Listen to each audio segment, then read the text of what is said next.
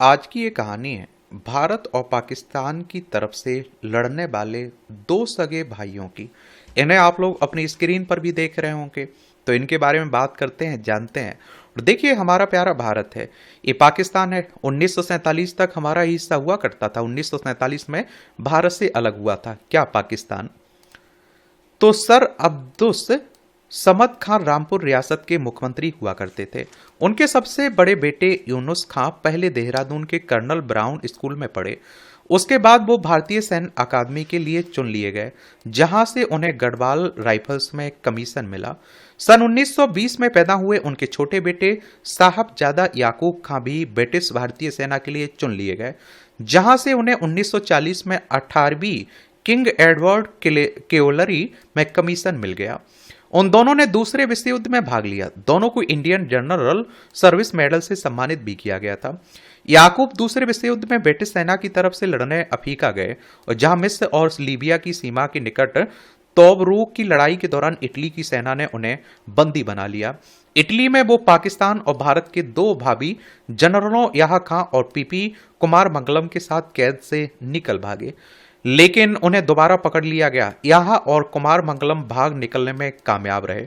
युद्धबंदी रहने के दौरान उन्होंने इटालियन और जर्मन भाषा सीखी। दूसरा विश्व युद्ध समाप्त होते ही उन्हें रिहा कर दिया गया। उनको उनके दोस्त जैकब के नाम से पुकारते थे। इस दौरान उनके बड़े भाई यूसुफ खां बर्मा में तैनात थे। जो म्यांमार है ना, इसे पहले बर्मा के नाम से जानते थे। ये मिजोरम, मणिपुर, नागालैंड, अरुणाचल प्रदेश, 4 राज्यों की सीमा हमारी लगती है म्यांमार से।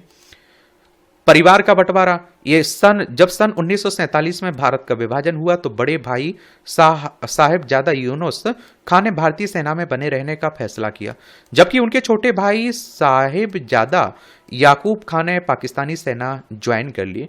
डोमिनिक लापिए और लैरी कॉलिंस अपनी मशहूर किताब फ्रीडम एट मिडनाइट में याकूब खान के पाकिस्तान जाने का विवरण देते हुए लिखते हैं, जब याकूब खान ने रात के खाने के दौरान अपनी मां को पाकिस्तान जाने का अपना फैसला सुनाया तो वो ये सुनकर सन्न रह गई। वो बहुत नाराज भी हुई। उन्होंने कहा कि हम यहाँ 2 सदियों से रहते चले आए, हमारे खानदान की कब्रें यहाँ हैं। मैं राजनीति नहीं समझती, लेकिन एक माँ के तौर पर मेरी इच्छाएं स्वार्थी हैं। मुझे डर है कि हम हमेशा के लिए जुदा हो रहे हैं। लेकिन याकूब नहीं माने। अगली सुबह उन्होंने रामपुर छोड़ दिया। लापी और कॉलिंस ने लिखा कि विदा लेते समय उनकी मां ने सफेद साड़ी पहनी हुई थी, जो कि शोक का प्रतीक था। उन्होंने कुरान की आयतें पढ़कर उन्हें विदा किया, और 25 सालों से उनके रसोइये रहे रामलाल और उनके ड्राइवर कुंदन सिंह ने उन्हें भरी हुई आंखों से विदाई दी।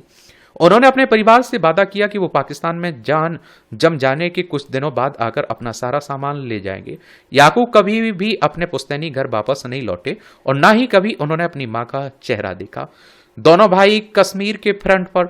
भारत छोड़ने के कुछ महीनों के भीतर साहिबजादा याकूब खां कश्मीर की बर्फ से ढकी पहाड़ियों में पाकिस्तानी सेना की एक बटालियन का नेतृत्व कर रहे थे। लापी और कॉलिंस लिखते हैं कि पाकिस्तानी सैनिकों को रोकने की कोशिश गढ़वाल रेजिमेंट की एक कंपनी कर रही थी। उस कंपनी का नेतृत्व भी याकूब खां की तरह एक मुसलमान अफसर कर रहा था, और उसने जुलाई 1947 में पाकिस्तान ना जाने का फैसला कर भारतीय सेना में रहने का फैसला किया था। वो अफसर भी रामपुर का ही रहने वाला था। उनका नाम था यूनुस खां। वो साहिबजादा याकूब खां का सगा बड़ा भाई था। दोनों भाई कश्मीर में युद्ध के दौरान मैदान में एक दूसरे के आमने सामने थे। दोनों मेजर के पद पर काम कर रहे थे। दोनों अपनी अपनी बटालियनों का नेतृत्व भी कर रहे थे। गोली चलने के अलग अलग विवरण। पाकिस्तानी पत्रकार हामिद मीर अपने लेख the story of two Khans में लिखते हैं, मेजर यूनुस खां की बंदूक से चलाई गोली ने उनके छोटे भाई याकूब खां को घायल कर दिया। जब यूनुस खां को पता चला कि घायल होने वाला शख्स उनका छोटा भाई है, तो उन्होंने चिल्ला कर कहा, दुखी मत हो छोटे, हम सैनिक हैं, हमने अपना कर्तव्य निभाया। बाद में उस समय कर्नल के रूप में काम कर रहे सैम मानेकशा ने यूनुस खां को की बहादुरी की तारीफ भी की थी। लेकिन कर्नल यूनुस की पुत्रवधू समन अली खां का मानना है कि ये कहानी पूरी तरह से सही नहीं है।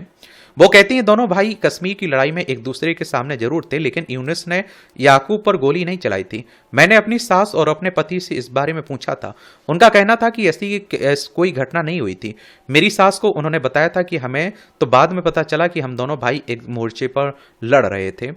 यूनिस का बधाई संदेश। उसके बाद दोनों भाइयों के बीच अगले 12 सालों तक कोई संपर्क नहीं रहा। दोनों अपनी अपनी सेनाओं के लिए काम करते रहे और जब सन 1960 में साहिबजादा याकूब खान ने कलकत्ता की एक भारतीय लड़की तूबा खलीली से शादी की तो उनके बड़े भाई यूनिस ने उन्हें बधाई का संदेश भेजा था।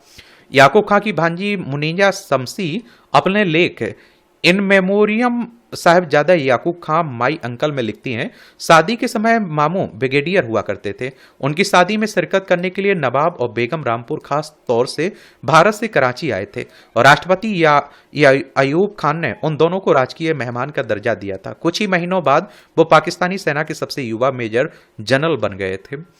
सन 1965 में भारत पाकिस्तान के बीच हुई लड़ाई में साहिबजादा याकूब खां एक पाकिस्तानी डिवीजन का नेतृत्व कर रहे थे। सैनिक कार्रवाई के पक्ष में नहीं थे याकूब। सन 1971 आते आते यही साहबजादा याकूब खां पाकिस्तानी सेना में लेफ्टिनेंट जनरल बन चुके थे। उन्हें पूर्वी पाकिस्तान में पाकिस्तानी सेना का कमांडर बनाया गया था।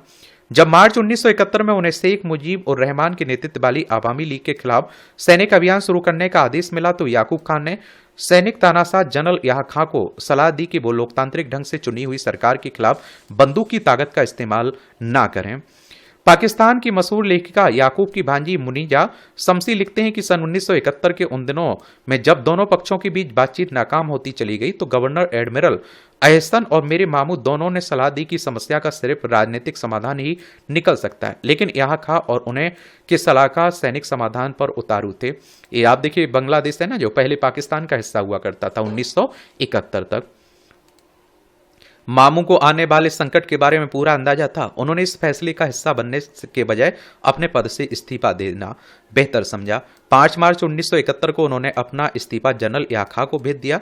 शुरू में उन्हें याह खां के गुस्से का शिकार होना पड़ा, लेकिन बाद की घटनाओं ने सिद्ध किया कि वो सही थे। भुट्टो को फांसी न देने की सलाह। पाकिस्तान के प्रधानमंत्री जुल्फिकार अली भुट्टो को मालूम था कि साहबजादा याकूब खां को फ्रेंच, जर्मन, इटालियन, रूसी, फारसी और अरबी सहित 10 भाषाओं पर महारत हासिल थी। ढाका में रहते उन्होंने थोड़ी थोड़ी बंगला भी सीख ली थी। उन्हें सन 1972 में फ्रांस में पाकिस्तान का राजदूत नियुक्त किया गया। जब जनरल जिया उल हक ने 1977 में भुट्टो का तख्ता पलटा तो याकूब मॉस्को में पाकिस्तान के राजदूत थे।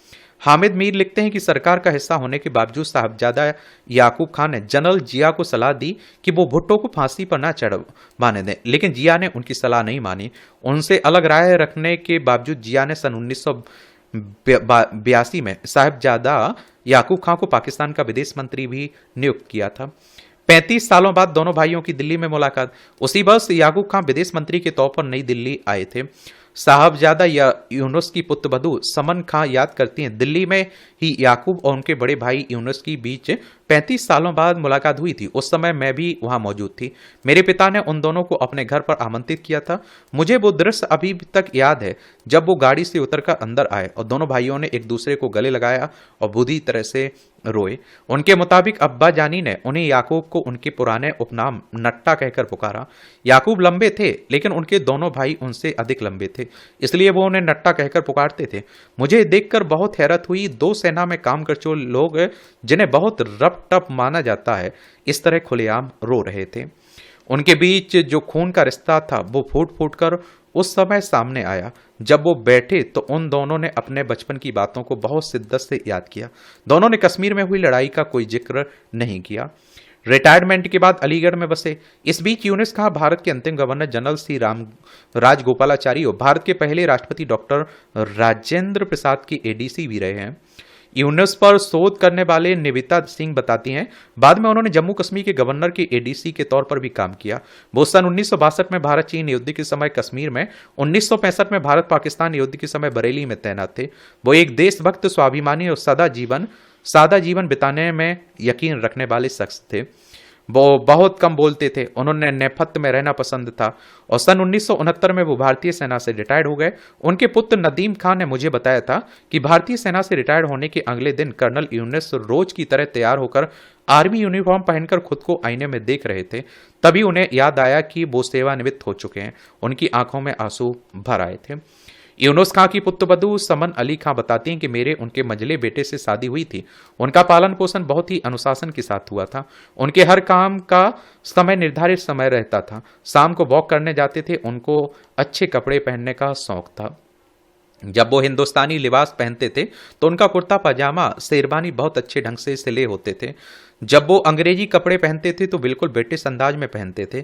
सर्दियों और गर्मियों में उनका खाना अलग अलग तरह का होता था।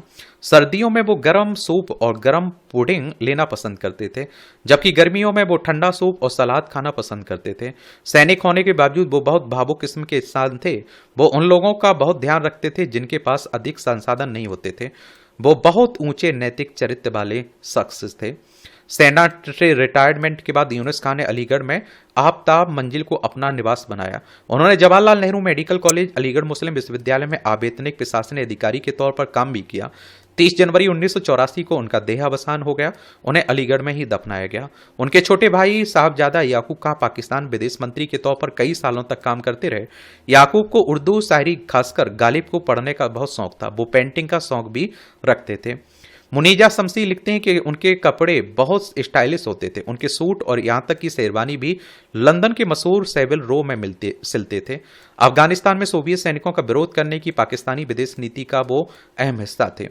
हामिद मीर लिखते हैं कि सन 1986 में जब जनरल जिया ने कारगिल पर कब्जा करने की अपनी योजना अपने विदेश मंत्री को बताई तो उन्होंने उसे पूरी तरह से खारिज कर दिया, लेकिन जिया ने उनकी सलाह का सम्मान किया और उस योजना को त्याग दिया।